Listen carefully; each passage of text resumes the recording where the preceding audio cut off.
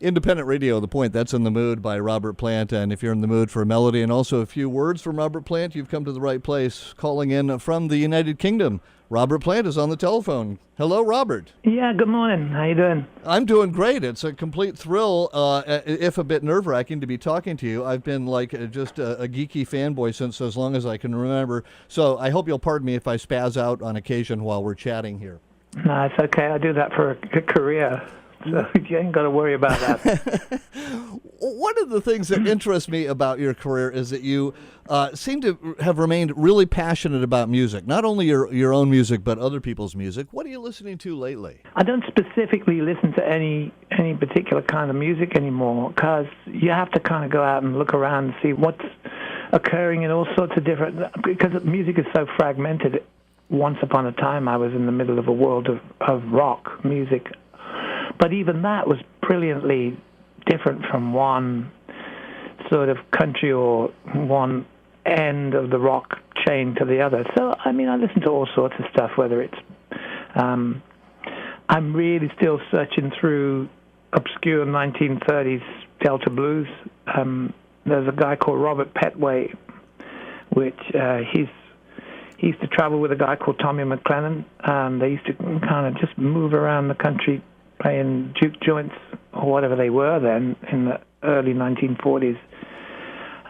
So I love to listen to that. So it's also kind of funny, humorous blues, because blues guys, they didn't just sing because they were miserable or they got a bad deal. They sang because they were entertainers and they were out to draw a crowd, you know. Yeah, to entertain. Later on, you know, when the kind of black music became, when there was a kind of seepage into white culture, and slowly but surely people like John Lomax and his son Alan Lomax, and they ended up in the Delta recording for the Library of Congress stuff. People like Big Bill Broonzy, Josh White, and Leadbelly became part of a kind of bohemian cafe, coffee bar, underground sort of, I don't know, another musical world, which was where white America was starting to absorb black music without trying to just copy it and ruin it.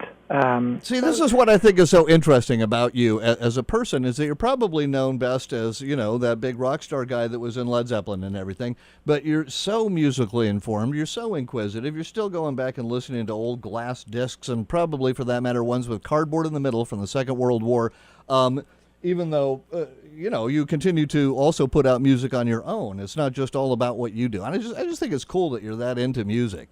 Well, yeah, I'm also into soccer. I mean, in a big way. I mean, half of the reason that I came back from living happily in Austin was, well, their soccer team wasn't as good as mine back in England for a kickoff. But no, I mean, I really, I'm just very lucky, because I'm doing this. I'm not even doing it. I'm being it, and I think that's the kind of ace card. Well, putting aside the brilliant muse of the Delta in the 30s, the brilliant music that came out in those days, you have a brilliant new album out called Carry Fire, which incorporates a ton of different influences beyond just the world of rock and roll. And I think the first track is a great example of it. It's the May Queen. You've got what some kind of mountain fiddle in here, and then also Northern African instrumentation. Mm-hmm.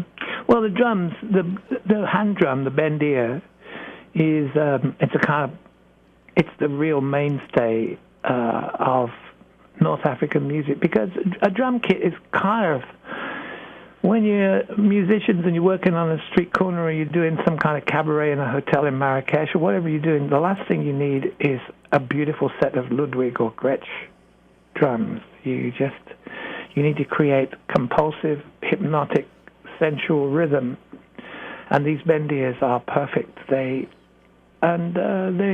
It's a really great sound, and it allows you to play cross rhythms, which when we play Rainbow from the last record on stage, there's like 5 bendirs playing the rhythm, and It's a hell of a lot of noise, and it's beautiful. All right, well, let's check out this track. This is the May Queen from Robert Plant's new album, Carry Fire. New album.